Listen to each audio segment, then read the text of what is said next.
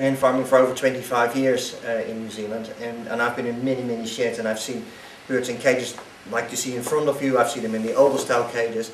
So I was dead keen to see the new colony cage systems. From what I've read from international research, I certainly didn't like the sound of it at all. And so I was certainly biased when I went in. I thought I wasn't going to like it, and when I went in, not only did I not like it, I thought it was far worse than what I anticipated. I somehow thought that it would be a much improved environment, be it still in a cage. But what I really saw was an extended battery hen cage, and the so-called improvements to that cage were ridiculous, to be honest. Like the nest box, for instance, just a little rubber mat lying on the wire with a couple of rubber flaps hanging there, and that's about it. So there's no nesting material. The birds can't engage in any normal behavior in it. They just can go in and lay an egg. I suppose it's better than in the old cage, of course, but it's still no good.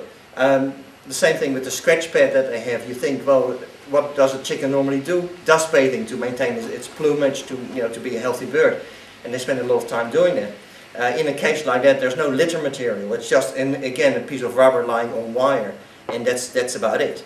So it's very unfulfilling for those birds. And when you understand birds, and anyone who has ever kept chickens outside and knows about how these animals live their lives, you will understand that that is an unacceptable way of living.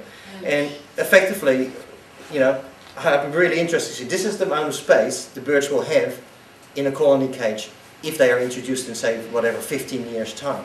So this is the 750, and that includes the nest box space and the perches and everything. So the free space that they have to move is even less than this. Well, I'll challenge anyone in this room to put up your hand and say that this is sufficient space for a chicken to live her entire life in.